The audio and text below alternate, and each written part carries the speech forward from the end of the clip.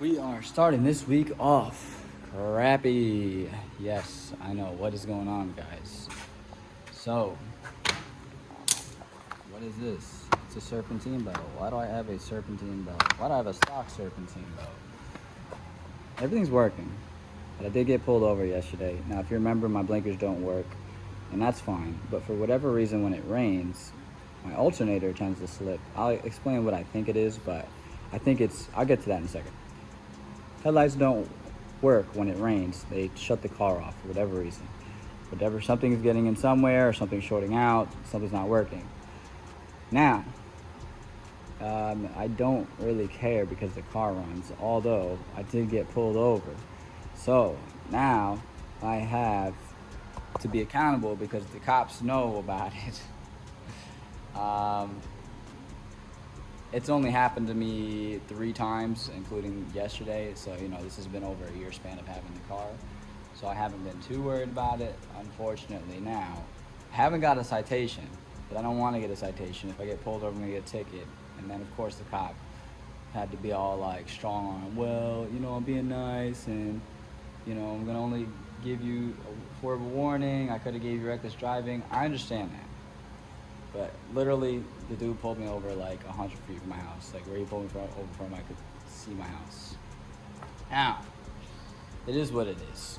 I've been meaning to fix it. I've been kind of pushing it back because I haven't had the issue again. So I just assumed, okay, maybe it was fine. Now, brings me to my other thing about the alternator not working.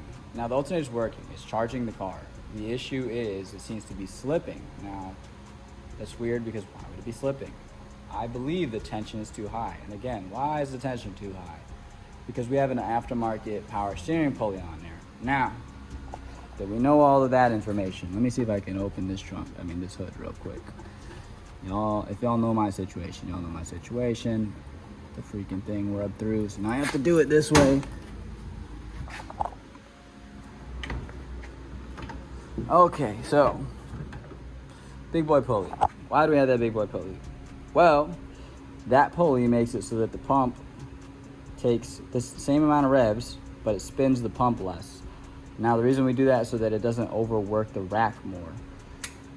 Why do we not want to overwork the rack? Well, because it gives you less feeling in the steering, as well as it also will kill the rack faster because it has more pressure in it that will cause the rings to pop sooner, especially when you're revving a lot and doing spinning stuff like drift stuff. So we do have that pulley on there. It's been running. It worked on the last car for about, I want to say 6 months, the white car. And then it worked on this setup for another 6 months. And I kind of assumed that it was going to do it again because the alternator, I think that's my squeaking noise, but I was hoping that it either may work itself out or may go away. But I think what's happening is it's killing the bearings because the alternator is still charging. But when I turn on the headlights, it has to put a little more tension to get a little more power out of the alternator. And I think that's what's killing the car because it can't get that tension. So what I'm thinking we're going to do is put that stock pulley back on, cross our fingers, and hope that it didn't kill the alternator bearing, and then I don't have to buy another alternator, and go from there. So I do have another alternator, but I also killed the alternator bearing on that one. I believe there is even a third one, but it's probably also killed, and I just don't want to test my luck by just changing the bearing and hoping for the best. If I was smart, I would buy an aftermarket bearing or figure out and do the math for what I need to do to get that bearing to work right. But I am lazy and not smart, so I'm not going to do that. I'm simply going to go back to stock, and what I'm thinking is if I go to an event, or if I know I'm going to be dogging the car, then I will change the pulley for the time being and drive it that way. So, drift motion pulley does the job. Is it the best? Not really.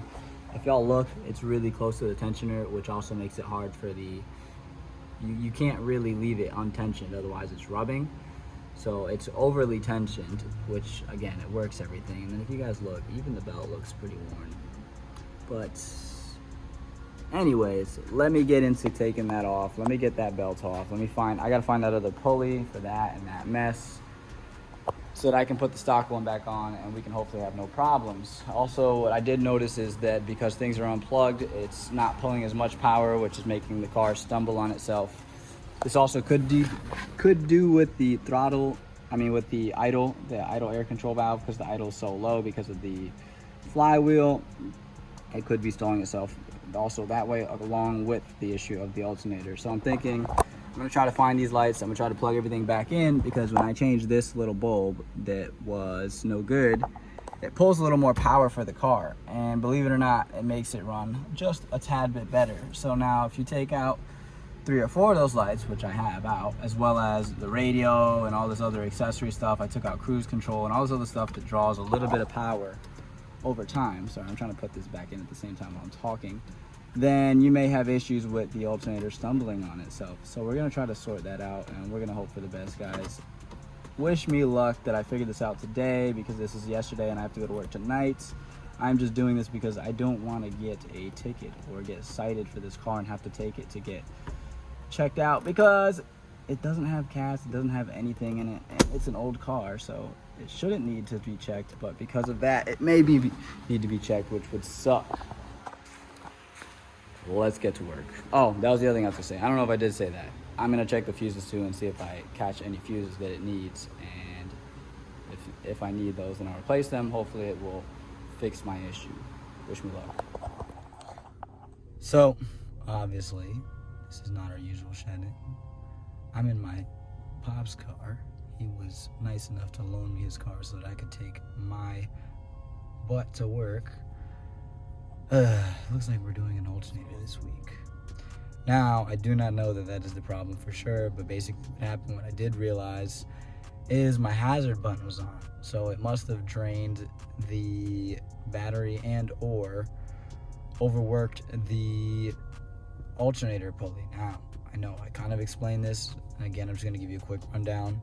Basically, when you have something that's drawing power, it's going to put more tension on all of the accessories to draw more power to that alternator. So when the hazard's on and it's been driving like that with the tension higher than it usually is, what do you think it's gonna do? It's gonna wear the alternator pulley out faster. So that's what I'm thinking it did, because the alternator itself is holding power and it's charging everything. But the problem is, once we turn the high beams on, or the lights on, or something that pulls a lot of power, it shuts the car off. And this is what I was experiencing last time when I had to do the alternator.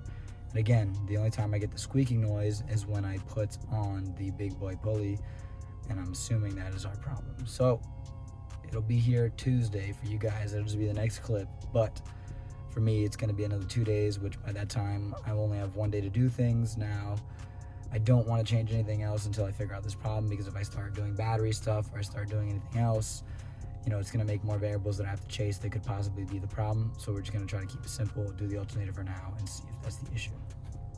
Excuse my voice. I hope that you can hear everything I am saying. It's going to be a short week this week. Again, this is just part of what's going on. This is just real life. I know this is the boring stuff, but, you know, you guys are toughing it out right now. You guys are watching it with me. The good thing is that hopefully there will be a week when I just get everything done at once. It'll be springs, exhaust, and then it'll be all set to go, and hopefully the car will sound better, it'll drive better, it'll be lower, it'll look better, and then maybe I'll have my rims set up by then. Anyways, I hope you guys are enjoying. Let's get back to me changing this alternator. So I'm outside of my garage right now because there's a lot of noise in there. I got the fans going on in there working. He's working on the LS400, which means you guys are gonna get to see the wheels test fitted. I'm gonna show him how he can adjust his camber. I'm also gonna show him how to adjust the height on his coilovers. I may touch base with you guys a little bit on that, but for now, right now, I'm working on my car. I'm getting the alternator out so that when the other one comes in tomorrow, all I gotta do is put it in and then, you know, put everything back together and turn the car on. Again, I'm sorry for the low energy. I'm sorry that I am talking at what seems to be a low volume. I'm speaking loud, but I lost my voice for the most part, so work with me.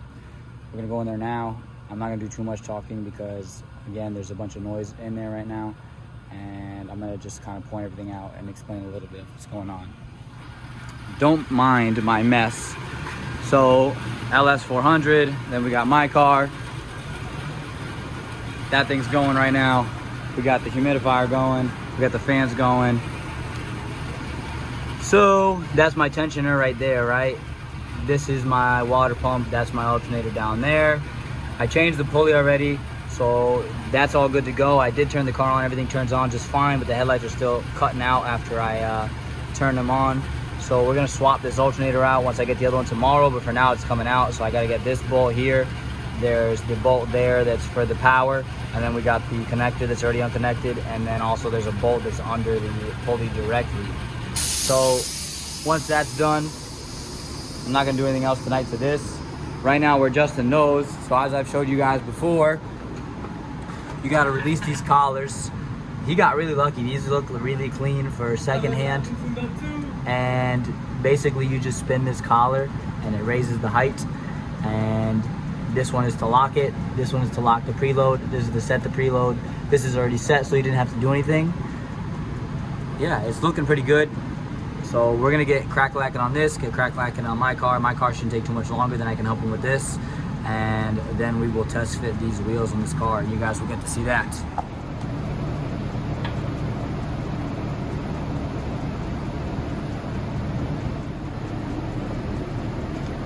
He heightened it 1.5 inches, so we'll see how low it is now. Slowly.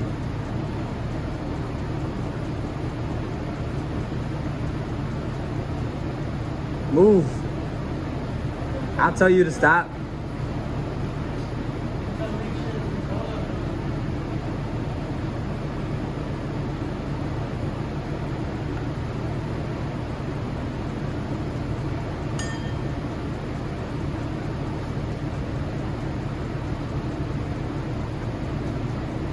Yeah, we gotta lower it back down.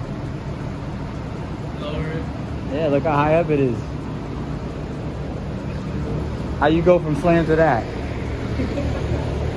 I told you, 1.5 inches is a lot. It does a lot. So it's still too high up. Wait, let it sit for a second. But as you can see, it definitely did a difference. We did 1.5 inches on each side just to see. So now you got a gauge of how much it does. And yeah, we're about to put it back up and then lower it back down.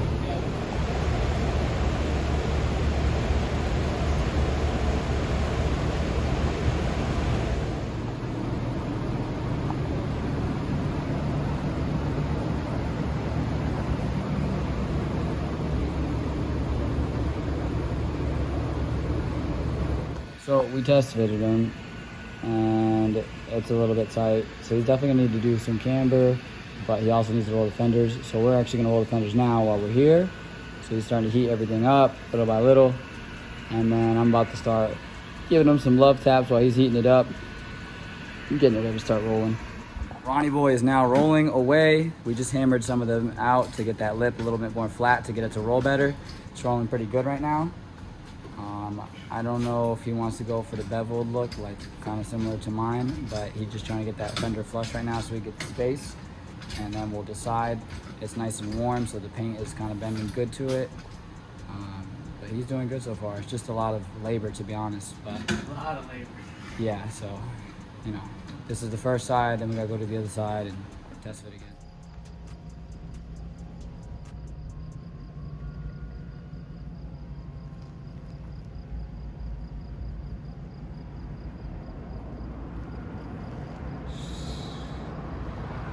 Yo, they look so good.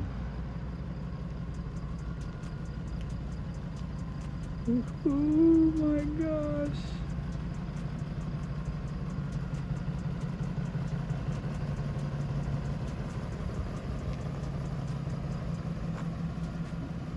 Yo.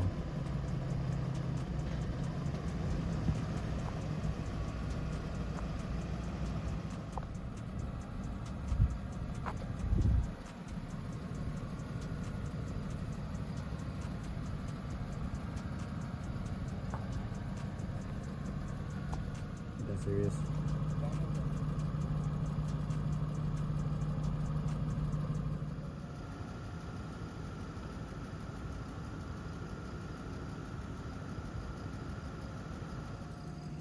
Ooh. Again, excuse my voice, but this thing looks extra crispy. As you can see, it's tucking a little bit in the rear, which is too low. So we're either gonna have to roll those more or add camber, etc. The front is good. It might need a little bit of camber. I mean, that's subject to change. I don't know if he likes it this height or not. That's up to him. But when it hits bumps, I like it, but I need a little bit of more torque. it looks so good right now. Oh yeah, if you want more torque, you're gonna need more camber. Yeah. Yeah. So you'll probably add more camber, like both here, front and back. Guys, this car looks so good. Oh my gosh, it looks so good on these wheels. Can I get you? Can you hop in and do some rolling? Just do like literally a circle or something. It just looks so good, guys.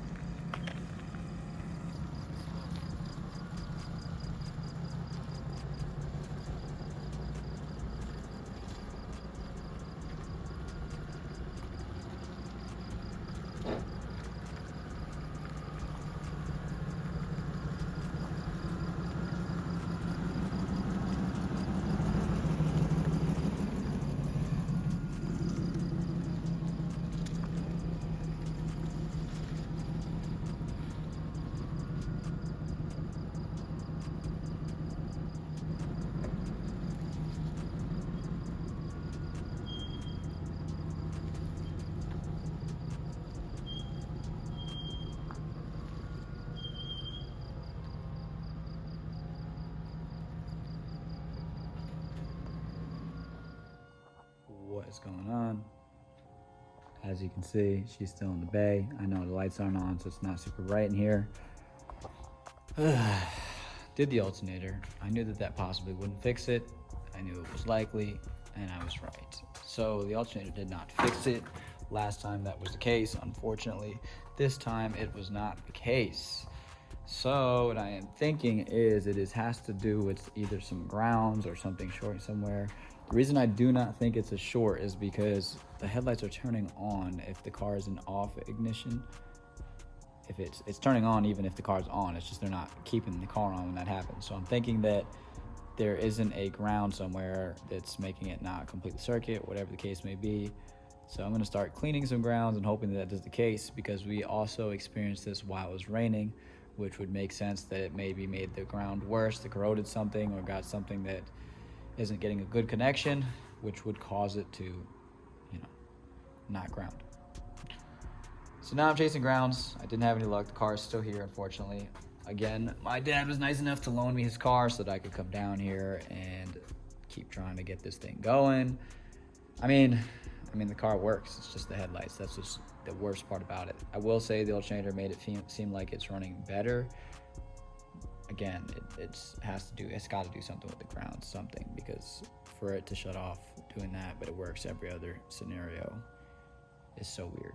So clean some grounds up, test some connections, maybe play with some fuses, and cross your fingers and hope this thing works, because at this point I'm getting frustrated and I don't know what to check next. I don't want to start rewiring stuff because then it's going to turn into a long project, and I would like this to be done by the end of this week and back on the road so that I can keep dailying this piece of crap. Anyways, I'm gonna get back to it and I will update you guys to tell you guys what's going on. At this point, I actually think that honestly the battery relocation would have been helping, because it would have put a better chassis ground, because I would have set up a chassis ground, but I'm not gonna chase after it. It's already too late in the week. Maybe I will make it a point to get it done next week. Let's get back to this. So as you can see, I'm driving home now. I'm not gonna be able to give you guys too much eye contact, but basically what's going on is I had failure. I didn't have any luck. I got to the point where I checked all the fuses and I cleaned all the grounds and there was no luck. So it is not the grounds, it is not the fuses.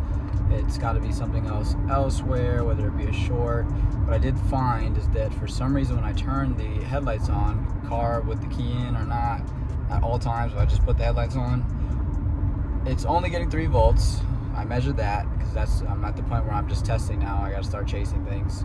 And also, it's turning on the blower motor. I have no idea why. So if there's any of my SC guys out there that can help me out and comment, whatever, I am trying to figure this out. I have no clue at all. I know it's been a boring week, guys. I know we changed an alternator. We didn't do too much. It's a boring week, you know, just craziness. This is not what we were expecting to do this week. It just is what it is. So hopefully next week we will be doing the battery, just because, I mean, I have the time now. It is what it is, and we'll be getting the car back on the road, because I do know that the grounding isn't an issue. Changing the battery location isn't going to be an issue. But the prime objective is going to be getting those headlights working so that the car can start working and I can get it back on the road. Again, guys, everything works. Everything is good. It's just when I turn the headlights on, the car shuts off, and why, I don't know. It must be drawing power elsewhere, maybe the blower motor. I have no idea. But nonetheless, we need to keep pushing. Failure is just part of this game, and we're going to keep trying until we figure this out. Bear with me, guys. We will get some fun content soon. I will see y'all next week. With all that being said, later.